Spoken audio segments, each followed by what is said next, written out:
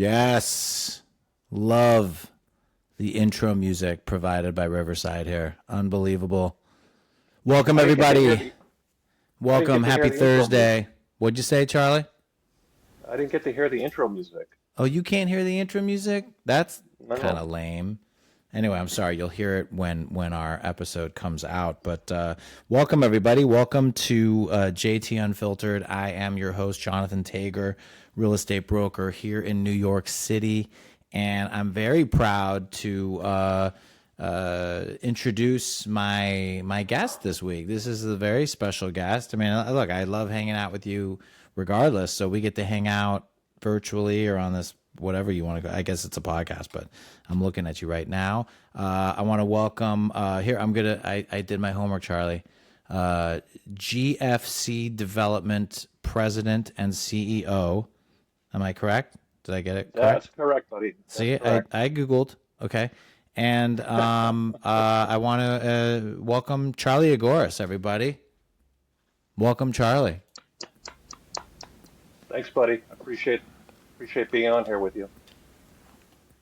Yeah, man. Yeah, thanks so much for taking time out of your Thursday afternoon. Are you in Miami or are you in New England? Where are you? I'm back down in Cape Cod, Mashpee, Massachusetts, in a gloomy kind of wet day after coming back from Miami, which Miami was, 85 degrees and beautiful.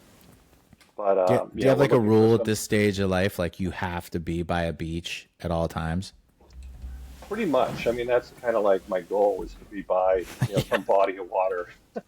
Isn't that everybody's goal? I mean, like if everybody's I don't sitting around know. like, I I don't just know want that to live near the beach. that seems to be a good thing. As as we were experiencing down Miami together, there's a huge influx of people that are, moving towards the water, I mean, and I it got to only gets tell more. you, East Coast, Oh, right? If you live in the yeah, East Coast, especially the Northeast, right, in the winter, to not want to be in Florida is like what? Like, how is that not the obvious thing to do, right? well, some people just don't like the sun, so They don't like the beach or the sun. Like, who doesn't like the beach? It's crazy. My dad doesn't like the you, beach. your dad, your Hmm. sister-in-law, they're kind of become Does Karen not like the beach? Karen's become adverse to the beach. Oh God! Well, full disclosure. So I know Charlie. How long I know you now? Like 20 years, something like that. It has to be, from Got to be close when to 20 years. Charlie is a very good friend of my brother's up in, well, you guys met in Weston, Massachusetts. that's Weston, correct. Massachusetts. I always get Yep. Weston and Waltham confused. It's like two W's. I don't know why. But anyway, so Weston, Massachusetts. What, your kids went to school? Is that how you guys Yeah, actually they met? How'd you they guys they actually meet? from kindergarten. I actually met Karen on a On a kindergarten jog. field trip. It was a On a field kindergarten trip. field trip. Yeah. Really? And So you're like, hey, that's funny. That's so cool. Where was the that's field how trip to? I think it was the Children's Museum in Boston. That's cool. Yeah. So and then Actually, I it's not think cool. I mean, it's not cool, but it's cool. You know what I that's mean? very cool. Well, it's not So cool to go to the children's museum. So how did it, like, what, you like walked over and said, "Hey, how you doing?" Or, well, she had the triplets, so that probably yeah, she had the triplets, and then yeah. my son was friends with the triplets, so that's how they kind of started hanging out together. And I think, Lisa knew her from a class as well. And we had all kinds of mutual friends, so it was just kind of inevitable. It just kind of connected, and then yeah, I mean that was God. It's 20 years, so I've been to countless Tager Yeah, you were just festivities. you were just like a little kid back then. Seriously, 20 years ago. It's funny. I'm still a little kid. I'll always be a little kid. I think I'll be 80 years old, and everyone's gonna be like, "God, you're like a little kid. You finally grown up." You know, Yeah, yeah. which is nuts. So you're so. I mean, look, I don't know how familiar you are with the JT Unfiltered podcast, right? So basically, we talk about anything and everything. We talk about business. We talk about life in general. We talk about tennis. We talk about the beach. We talk Yeah, I about love it. everything. Yeah, All I think right. it's great. So, for me, I kind of want to let's get into the business aspect right away. And I kind of want to like get your background. So you went to college. Where did you grow up, first off? Like, where did you grow up? Oh, I grew up in Arlington, Massachusetts. I was born and raised from the Bostonian, and I grew up in Arlington, Massachusetts, and went to school. I've never really left Boston from Yeah. time I was born. Um, so I've seen kind of like the evolution of or the the growth of the entire real estate world in Boston over the years, and been involved for I don't know, since my parents were in real estate. I've probably been involved in real estate for about 40, 50 years. Uh, What'd your parents do in real estate? in real estate specifically, small multifamilies, they were immigrants from Greece, and that was one of their, catalysts and ways of investing and creating wealth. They Um, had a portfolio. They self managed it, or how did that yeah, work? pretty much, that Yeah. we self-managed it. I mean, this was the days of, the You wrote stuff small, down. yeah, that was the Yeah. days of, there was no computers, this is like, from the 70s. Yeah. Um, Where were the and buildings? in the Boston area, primarily like in Somerville, where a lot of my portfolio is now. I mean, we lived there in Somerville. My family's always, my family's always had small businesses and worked as entrepreneurs, and um, kind of like a lot of the Greek immigrants that came over. Um, they were, self-actuating and building businesses and buying real estate as their investment vehicles. They weren't running diners. They didn't have a diner. Now they had a grocery store and then a deli. Grocery store in Delhi, and then they owned the building that their stores were in. And then there might be apartments upstairs or something like that. Yep, yep, exactly. Yep. Yeah.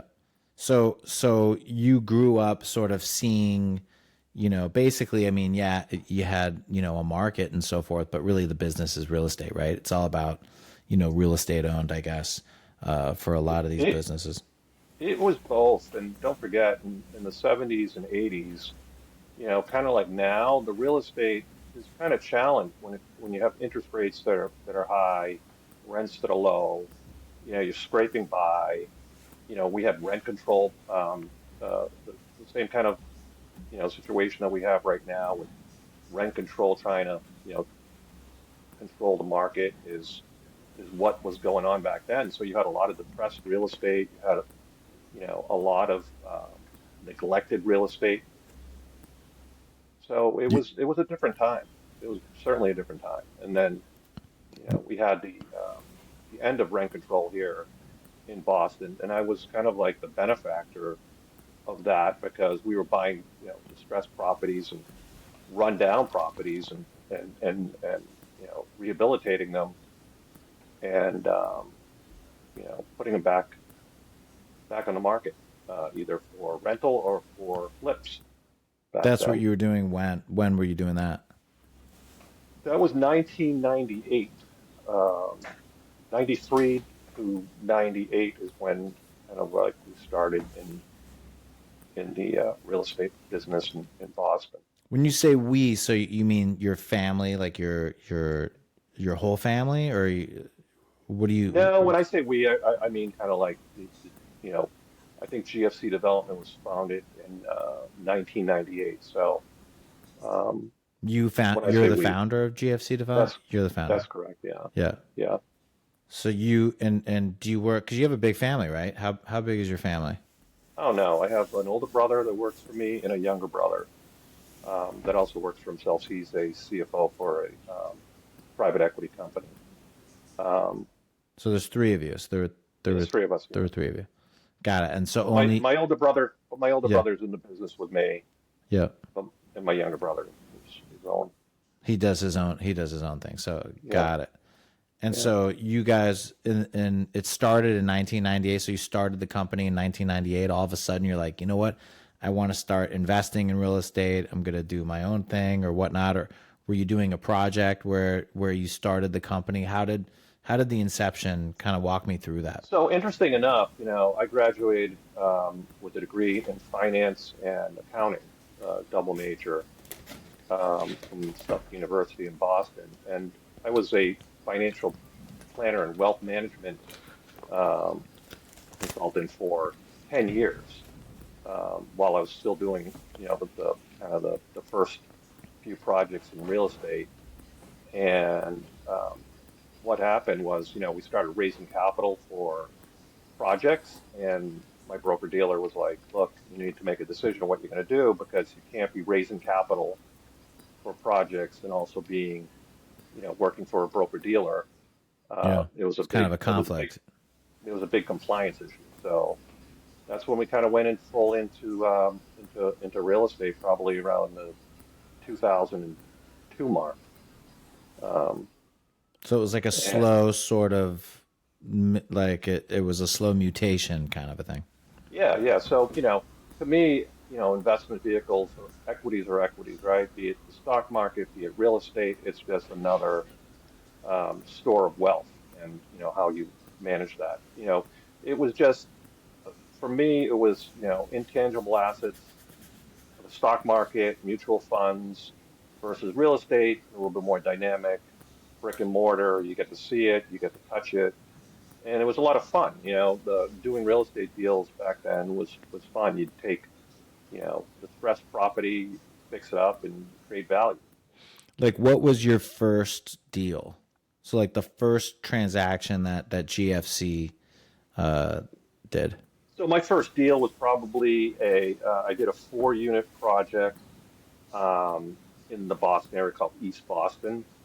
And back then, and even now, one of the programs through HUD was a 203K program, which allowed you to, with a government backed loan, be able to do an acquisition and construction loan in conjunction with probably about 10% down.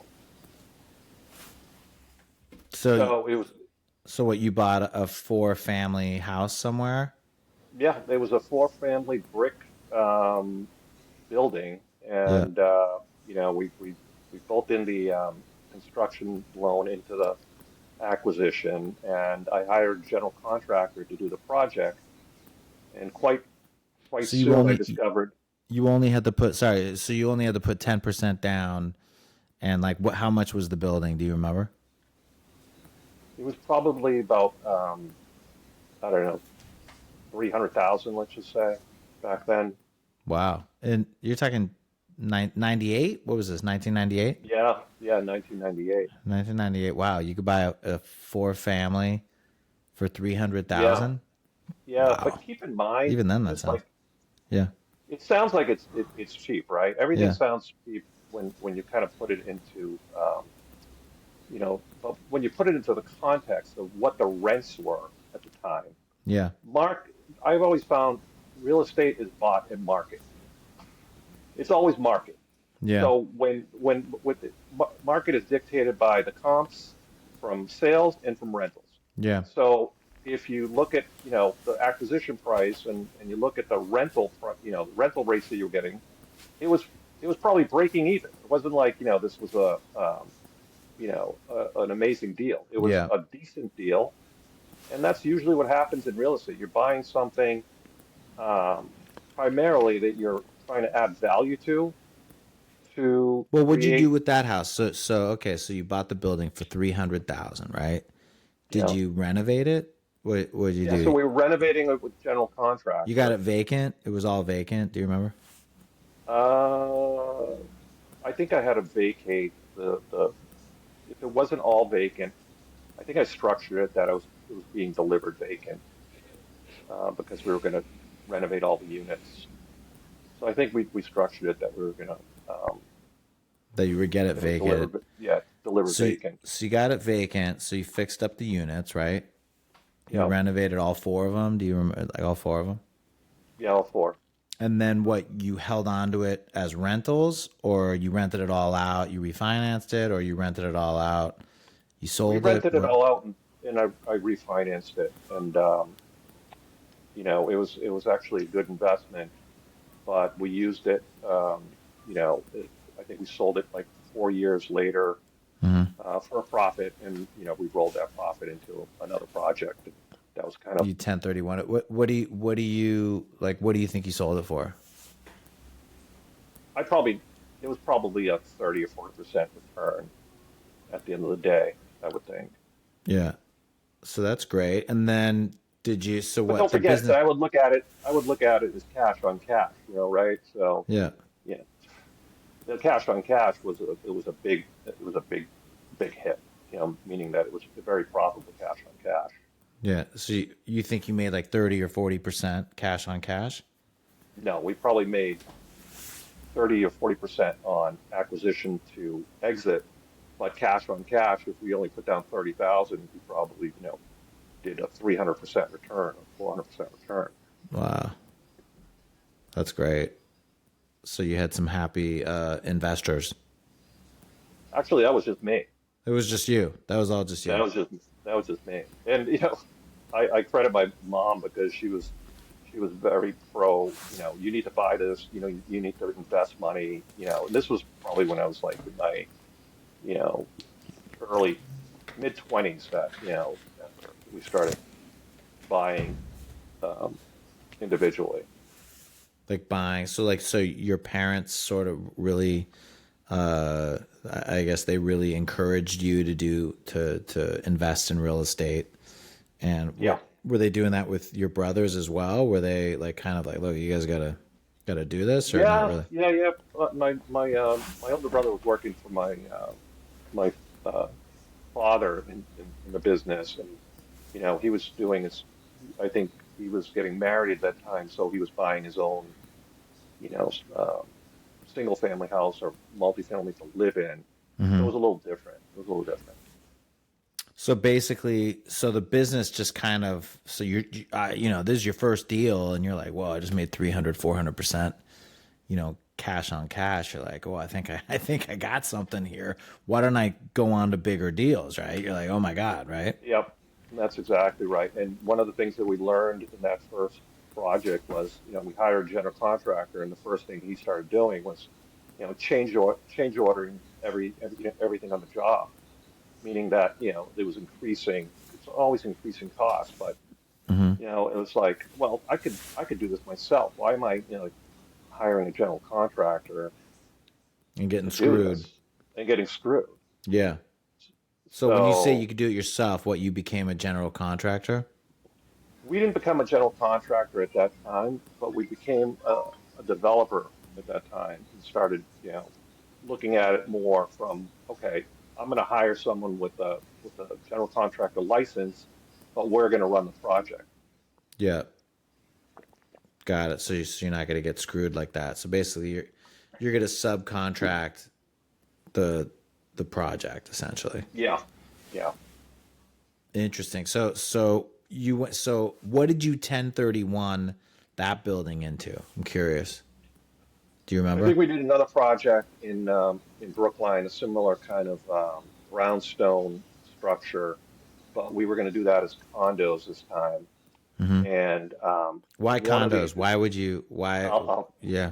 I'll tell Mm. you because um, the tax law had changed at that time to, allowing you to take a residential exemption for your own personal residence.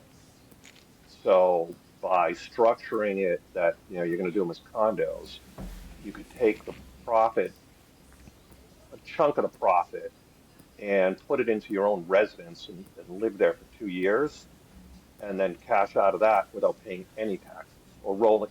At that point it was like rolling it into another property, but without paying any taxes because it was a residential exemption. The residential exemption was $250,000 individual or Yeah. $500,000 as a married couple. And I was getting married at that time, and took advantage of that.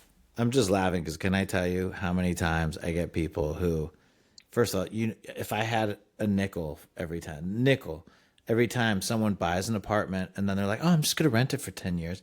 Then they rent it for 10 years and then they're like, okay, now I want to sell. It's like, okay, well, why'd you do that? Now you have to pay, all this tax back. It's an investment property, and you're going to get hit on taxes. They're like, oh, I am. Oh, and a lot of them, I got to tell you, are like, oh, well, we're going to 1031 it. I'm like, oh, it doesn't really work that way, but okay. And a lot of people still do it. I don't know how their accountant gets away with that, but I do know they do that. But I think this all comes back to my, my financial planning background because I yeah, look at things, from a different lens hmm sometimes when it comes to integrating all the tax advantage strategies with things. Um, and even now, we're always looking at, tax credits, solar tax credits, historical tax credits to offset, you know, gains. And also, just to kind of continue with that is accelerated depreciation and looking at um, creating advantages by tax strategies. so I mean, so it sounds like you're a numbers guy. I'm a numbers guy, but I always kind of say I'm right brain and left brain guy because I also like design. That's kind of like why I was I love is that? Do you I like love your that? family. Yeah, Like, I do love your you family. like who designs your buildings? Like when you're, when you're doing, I mean, you have some big buildings now. So like who designs those? You design It's those, kind or of do you no, hire a designer? it's a hybrid, but Yeah. I get involved in the design, pretty extensively from interior design, material selection, you know, uh, layouts, all kinds of different things. Because as we kind of started, earlier, is like you have to be an expert in everything in this business to kind of succeed. Being from an accountant, tax planning, finance, engineering, architecture, sales. Um, you're wearing multiple hats as far as I'm concerned in this business. I mean, what do you think of the market right now? I mean, when you look at the market, I mean, let's talk the Boston market, right? Yeah, Northeast. I mean, I can't imagine Boston's that much different from New York. What are you seeing right now in the marketplace? very challenging, super challenging. Are you talking from the Everybody. from the developer side, from your Okay, side, or from whose point of view? every sides, but let's Yeah, start from the developer side, yeah. right? Your Nobody's acquisition winning. Yeah. cost, nobody's winning. Your acquisition costs are extremely high. Your construction costs, material costs are continuously, escalating. You can't manage that kind of um, escalation Well, through a project. because of inflation, is that why, or Yeah, just for a million reasons? They're just getting higher. let's just talk about it from 2020 from COVID. I Hmm. mean, COVID was a big watershed moment for the real estate business. It was for everybody, but for the real estate business, we were hit tremendously hard because we had development projects in the ground, large scale projects that when COVID hit, um, there were advantages with different kinds of loans with PPP, Hmm. but with real estate and development, there were no passes for banks and mortgage payments. You had to pay the mortgage. You had to pay the builder's risk insurance. You had to pay the taxes, and that burn rate really killed us when it came to projects just starting out. Um, so that was a big issue uh, from COVID that never really gets talked about is that the real estate business never got any breaks from that standpoint. We actually were hit Well, pretty what hard. like why? Because projects were taking longer to complete.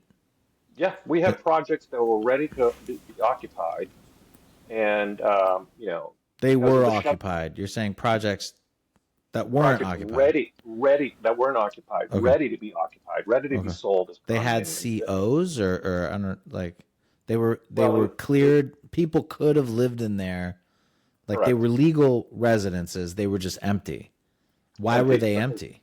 we couldn't close. We You couldn't couldn't close on the close. condos. They were condos. Okay. Why couldn't you Yeah. close? Just because because of what was going on, like COVID. Just so there Yeah, was that short time period. How long were closings closed for, like that we're month talking a or year, a year. really? Your Yeah, closings were closed or delayed for a yeah. year? We couldn't close between getting to CO at that time Uh huh. and getting to closings. You know, there was no remote closings. There were no, situations where you could do this, without having. There were no inspectors. There were no appraisers. There was nobody working. All that stuff, like all that Yeah. stuff, So, you're talking about a burn rate of, and you're paying the exponential. interest on your Yeah. loans every month, every month, every month. Yep. That's crazy. So how do you even survive that? So what did you do? Like, how do you even? But we barely survived it. I mean, quite frankly, because, at the end of the day, there was enough profit in that project, but the profit was severely hit at the end of the day because of that. Yeah. And then moving forward, trying to get other projects in the ground at that time, Hmm. there was multiple obstacles to getting permits, to getting approvals from boards because they weren't working.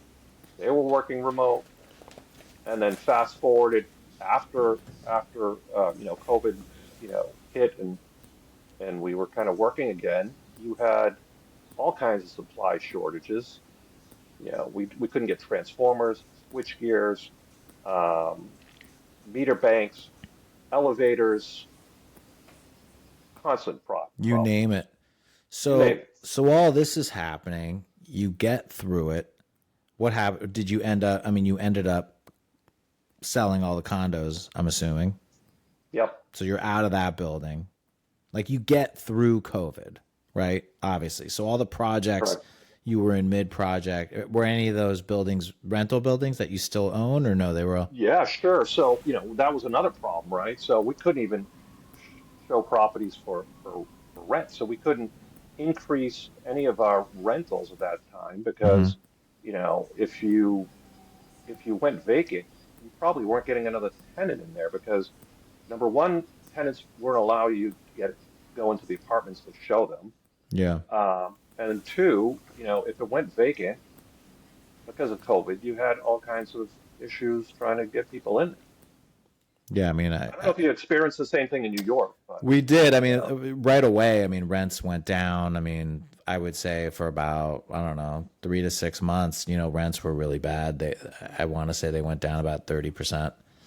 yeah, But then when they came back, they came back. I mean, they came back strong, they came very back quickly. strong, and Yeah. it was a period because of the fact that interest rates went down so much. We were able to refinance a lot of properties and get them to be profitable and stabilized.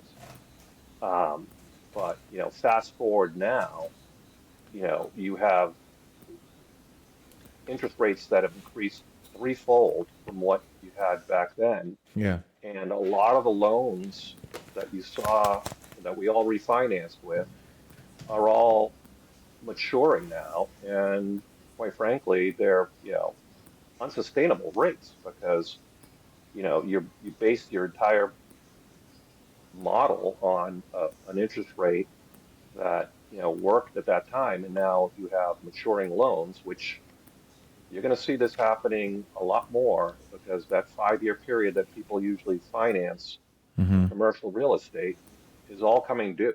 Yeah. I mean, we've been seeing it for a little while now. Like, I mean, it's not good. It's not good. What's the play today? Like, if you're looking, what are you looking for now as far as, how do you make money as a developer in today's It is, market? it is so hard in this market as a developer Sourcing? to, What's the hardest thing? to build a model that works, right? So if you can't peg your hard costs, if you can't peg your soft costs, if you can't peg your exit, Hmm. one of the challenges right now that we're seeing, and you guys are living it in New York, and we're seeing it in Boston, is this social justice situation where they feel that the real estate owners are obligated to, build affordable housing, rent control, tenant right of first refusal. I mean, these are draconian policies that just devastate the real estate market because, quite frankly, if you can't make money on an asset, why are you doing this? It's like I mean, can I tell you though? And this is the funny thing that they had the Fair Act. I know in Boston, it was called the Fair Act here. I don't know what it was called in it's the Boston, but tenant right of first refusal. well, no, not the right of first refusal. Who pays the Okay. broker fee? The broker Oh yeah, fee. yeah. So that is another thing that's just right now I'm living that, okay, on my Yeah. properties. So now but here rents are through the roof. I just did a one bedroom. The Yep. prior tenant was paying 3,800. We just rented it for 4,500, but the landlord has to pay my fee. That's an extra 8,400 a year, right, for the landlord, and they have to pay me 4,500. So the landlord's going to make an extra 4,200 that first year, and if that person stays another year, they're going to make an extra 10 Yeah, grand. the problem here, Yeah. Jonathan, is that it has not translated to higher rents. Has not, still Has not, not. not at Has not. all. We're not New York, and we got hit by, a lot of the Trump policies with Hmm. respect to cutting eds and meds, which Boston thrives on eds and meds and, biotech.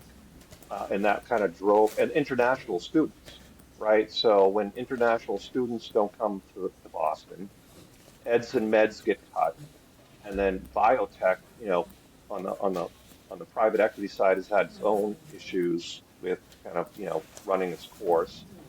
Um, we're getting hit from all sides. So, So your you got, rentals, how long is it taking on average to, if you have a vacant apartment, how quickly can you fill that apartment? I have an affordable unit on one of my properties, an affordable, unit meaning that it's restricted, right, for AMI, and it's been vacant from December. How much is From this December, apartment? How much is the apartment? it's $1,800, and we asked for first month's, last month's, and security deposit, and people can't afford to put all the You can't even ask for that here in New York. You know that? First, last security, you can't do that anymore. You can only ask for 1 month security, 1 month's rent. But is It's that why ridiculous. people can't afford the 3 months up front? Correct. Yeah. I mean, So if we're having, quite frankly, to answer your question, I mean, we Mhm. have vacancies for properties for 3, 4 months, at a Why not whack. just take 1 month security and 1 month's rent? Why get Well, that third month? we've done that, and Yeah. we're working on that, but it's just always diminishing the returns, diminishing the control. Um, I have a lawsuit in place right now with a tenant that, they hired a lawyer because we told them, you have a contract. They wanted to get out of the lease. We said, we're happy to allow you to get out of the lease, but we got to get another tenant in there. It's been like 3 or 4 months. Um, we're trying to And re-rent you it at can't the get rate you that they can't get someone at that rate. we can't get someone at that rate. So then they go take it to their lawyer, and their lawyer is like, "Oh, well, did they give you XYZ for the security deposit?"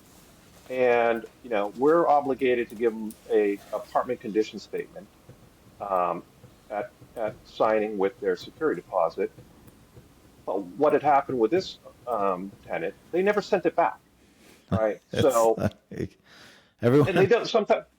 I will So, say it's terrible. Like everyone thinks the landlord is winning, right? Everyone like I even hate that word landlord.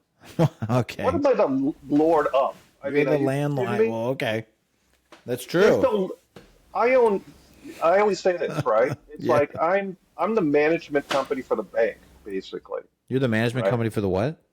For the bank. For the bank. Yes, that's true. That's true. Yeah, you were yeah, you work for the bank is right. 100% I work for the bank. You know, as Yeah. soon as the bank doesn't like you, as soon as the bank doesn't think you're meeting your service coverage ratio, as soon as you're not meeting a covenant, they're like knocking on your door. You're not a good manager. You need to go. what's the end game? So like when you have all these things working against you, right? What is, what's the goal? I mean, like it's, I look, I'm an optimist. Okay. You have to be in real estate. If you work in real estate, you gotta be an optimist. And for me, it's like, okay, it's going to turn around or it's going to get better or something's going to change. But like, what's your realistic end game here? What's your realistic solution to all of these problems? So, I mean, ultimately, I think they're going to make it too difficult to do business. The government. The government is going to make it too difficult to Yeah. do business, especially in these, Well, they've sort blue of already states. have, right? They have What do you think of between, like, I mean, not to totally change the subject, right? But Spencer Pratt in Los Angeles. Have you been following that? Is that no, insane? Are you kidding me? That, I mean, do you know what the Hills is? Have you seen the Hills? Have you seen that? no, you're the LA guy. I'm Oh, not really in LA. I haven't seen it. I haven't seen it, but I know the show. I don't. I look. I watch terrible television. Okay, but Bravo is where I ended. Okay, The Hills was like MTV, and it was. I mean, it was terrible. But like he was like some reality guy on The Hills, which was terrible. And he's probably going to be LA's next mayor. It's like, oh my god, but it's I you mean, know I don't know how they could screw up LA more, but maybe he uh, can do something I don't know, but it's like, good. I don't know. Maybe, all these cities are going like to socialism, right? Which is, look, Communism. They've skipped socialism and gone to communism. I wait, mean, right you to, guys are you're dealing with it, and yeah, quite frankly, yeah, I don't know how New York is going to survive. The stuff I see in New York, the only saving grace is when you tell me that, the rents are able to compensate for some of these costs, but we're not seeing that in the Boston area. The rents are not compensating for the costs. And quite frankly, I'm not investing in more real estate in Boston because of that. I'm waiting either for more distressed property, um, quite frankly, from these high interest rates that at some point are unsustainable, mm-hmm, and they can't meet the covenants. And I've seen this. I've dealt with it in early 2000s, 2008, after the great financial crisis. But this time it's a little bit different. There's a lot of people are out there with real estate that have a lot of problems. it's terrible. It's terrible. So it's like, so I know, you've been spending a lot of time in Miami and in Florida. Um, what are you hoping to buy buildings down there? Are you hoping to start a business down there? What do you think? Yeah, I'd love to, deploy more capital down in Florida, but quite frankly, Florida is a market that a lot of people are gravitating to. So it's not like you're buying deals down there.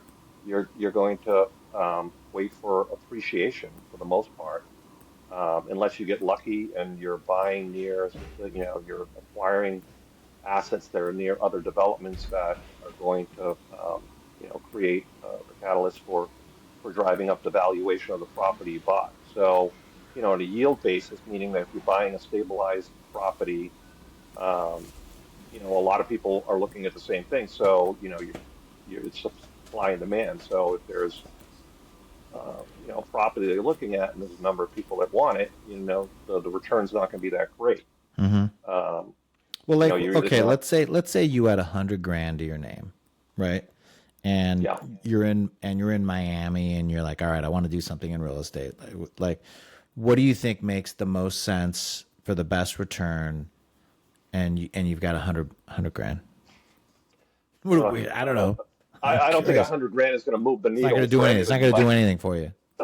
you're not buying anything in Miami for No, no, obviously, no. But that's your down payment, like cash, right? Or like, I don't know. Like, what can you buy? Let's say you have $1 million, so right? let's like break that down, right? So a lot of Yep.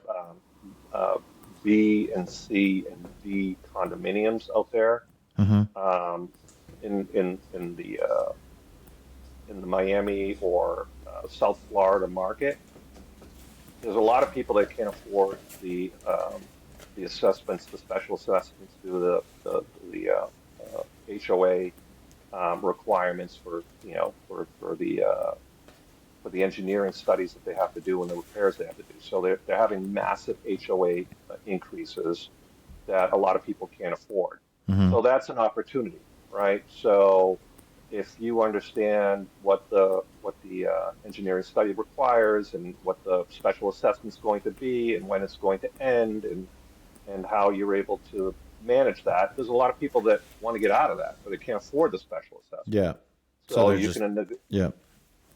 so you can negotiate with sellers, and that's where you're able to create some leverage and create some wealth for yourself as if you were starting out, or if you're deploying capital, is just to be able to find those, needle in a haystack. And that's what And real do estate what? is. And do what with them? And do what? Fix them up? And do what? Look, Rent them out? go go back to my initial kind of startup when I was working this stuff, is you could live in it for 2 years Yeah. and claim it as your primary residence, Yeah. do some work to it, wait for appreciation, and roll it into something else. So buy it. Let's say now you can get a really good deal on it. You are gonna have to live in it for 2 years, but in 2, 3 years, go ahead and sell it and then buy something bigger and better. Yeah. Is basically the quick one. There was this family I remember. I think like the Novogratz family. You ever heard of them in New York? No. And anyway, I used to work with like one of the sisters. There's like 9 of them, and this guy, it was like Nine by Design, some show on HGTV or something. Anyway, they used to live in like the sickest houses around New York City, and they would design it and they would flip them, and they would make tons of money. And because it was their primary residence, they didn't have to pay tax on a lot of the gain. Well, keep in mind you only You can know, shelter 500,000. It's not like you can yeah, take, yeah, yeah. a few million. You can't take a few $1 million of the gains and Still, that's five shelter it. hundred thousand dollars, right, of Tax, untaxed tax, money. tax free. So, Yeah. to your listeners and to your, people out there, it's like you got to take advantage of all the tax strategies out there, right? So, you have the residential exemption. If you can do, uh, you know, uh, segregation studies on the rental properties and take advantage of accelerated depreciation on the properties, is huge. So real estate allows you to do a lot more than a lot of other assets do, right? For sheltering uh, wealth, right? In that capacity, you can't take a stock and do a tax segregation study and offset your gains. You can do it with real estate. Do you preach that to your kids? I mean, I know your kids, and like, do you, because I remember you saying that your parents kind of, were like, look, I want you to get into real estate, that kind of a thing. Do you do the same thing with your children, Yeah, or you yeah. do? Alexis is in the business in Miami. She works She's right. for a real estate. Yeah, Yeah, she she works works for a for real a estate. management company or something, or She works for a real estate development and general contractor down there, similar to what we do up here but it's kind of the same scale, a little bit bigger down there. So she's yep. cutting her teeth, quite frankly, in understanding the market, understanding the development process, understanding, you know, uh, the entire business model. You want her to maybe come work with you at some point, or who knows? We'll see what happens. Yeah, exactly. I just want her to, right now, is for her to learn as much as possible. Hmm. I don't believe in necessarily having my kids directly work for me until they're able to understand more than me and understand, when we're doing something, uh, understand why we're doing, how we're doing it, and the Look, go work for details behind it. him. Go work for this company and make all the mistakes you're going to make. And then Yep. once you're done making all your mistakes, then come work for daddy. Then Okay? come work, and we work together. Then we work But together. We work together. Not for right, me, because together. but exactly, because it's really difficult, and you'll see this with your own kids when you're trying to mentor them. No one wants to listen to their parents. It's like they'll listen to somebody else, but They do what you Yeah, tell them not to do, and then they don't do what you tell them to do. yeah. And You if know, even if they do listen to you, um, it becomes that a situation where you're telling them what to do all the time. And you want to be telling your kids what to do all the time. It doesn't create a good well, it doesn't relationship. help. It's not going to Doesn't help. help. I mean, you have pretty good Yeah. kids. Your kids they're okay. I mean, Well, speaking of your kids, let's talk about your boy there. He's I mean, he's a beast. What's his name on?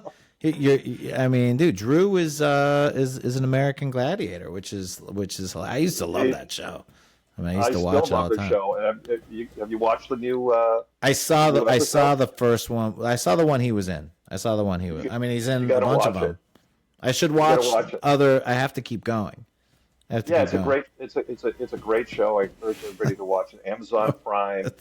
You know, it's amazing to see my own son on American Gladiators, which we all grew up with, American Gladiators, Yeah. and he's just living the dream, right? He filmed 2 seasons of of the program, and Oh, his they name on did the two program is seasons. Ace. So he already Ace. shot. Is that his name, Ace? Was there Ace. an original Gladiator named Ace? Wasn't there? No, they kind of. I don't think so. I think they kind of created these new Brand new characters and names.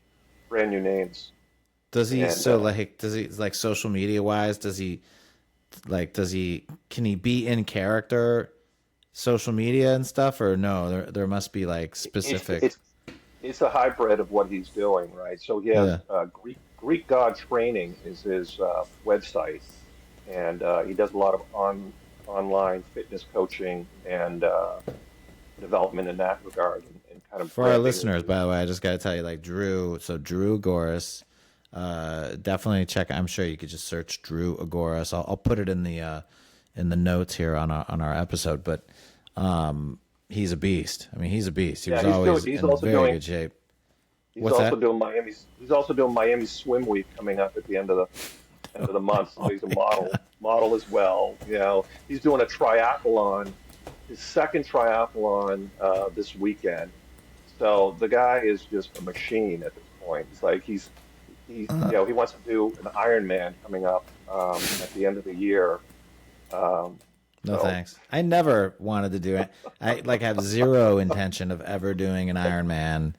Or I mean, I don't know. Did you? You're in pretty good are shape, you? but like, did you I'm ever in want to pretty do good that? shape, and I kind of credit myself for trying to to getting him where he is in kind of this fitness world.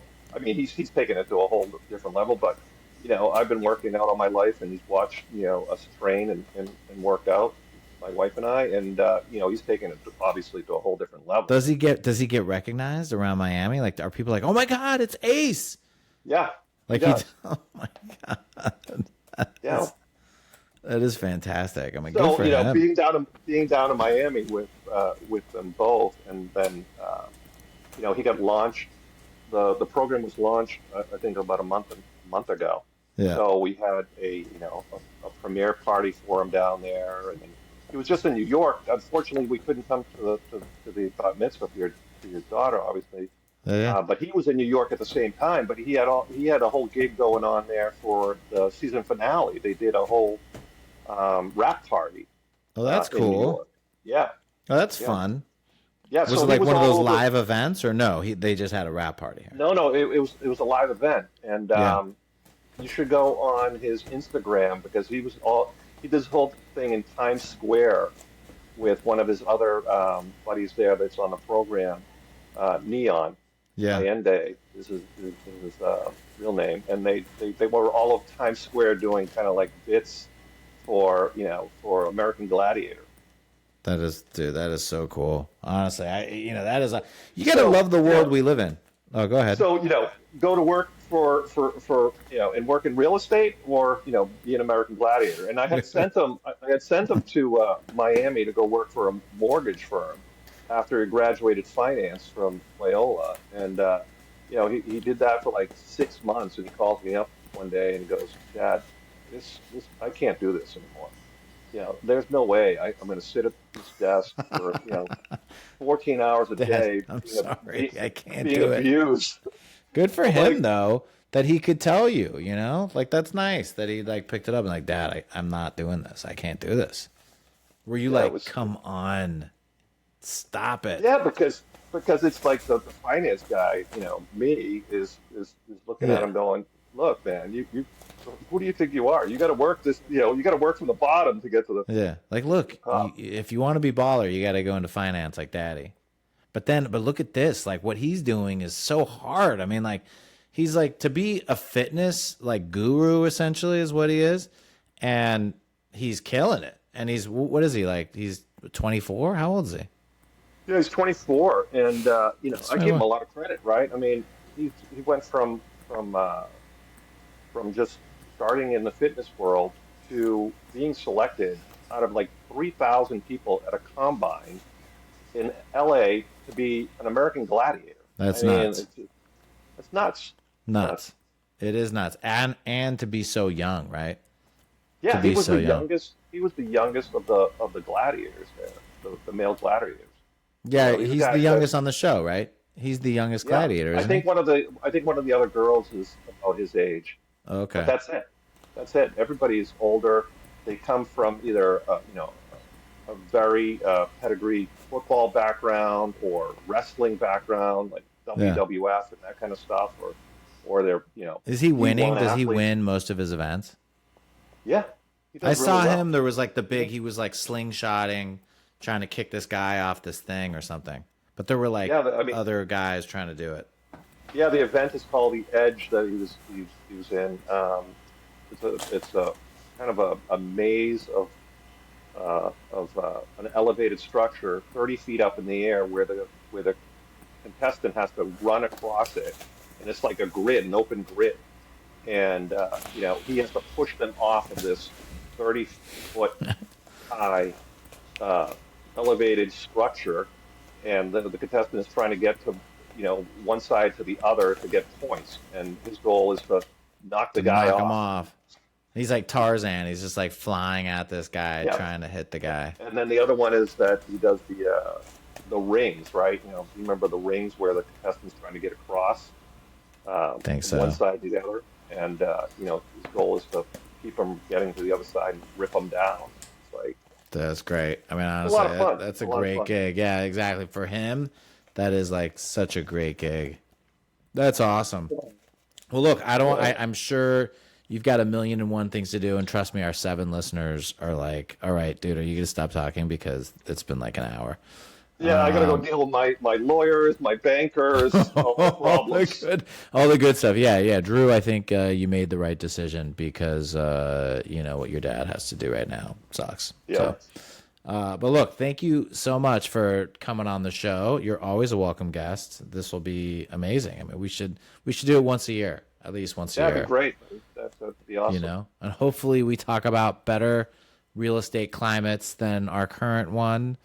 I'm a forever optimist in the real estate business as we have to be because why You have be to be. negative? Why I think the world's gonna You have end, to be. and I'd rather anyway. Why I think the world's gonna end and be right, right? I don't want to live my life and then the world does end, right? And the whole time I'm freaking out that the world's gonna end, right? So I'd rather think the world's not gonna end, and who cares? Hopefully it won't. Let's hope the world doesn't end. Well, let's hope this Iran war ends. I'll leave it on that, right? I do think that will help. So hopefully that ends and we can get back to business. But thank you again for coming on the show. I really appreciate it. You're the man. I'll see you in New England or Miami, hopefully one of the two. It'll be probably the next Jewish holiday. Next Jewish holiday, exactly. I think it's Rosh Hashanah. Rosh Hashanah is coming early this year, I Exactly. believe. So everybody, thank you for tuning in to another episode of JT Unfiltered. Thank you, Charlie Aggouras, for coming on the show. And I'll put all the contact info, as I hope it's okay. Absolutely. And we'll go from there. Everyone have a great week. See you later. Bye-bye.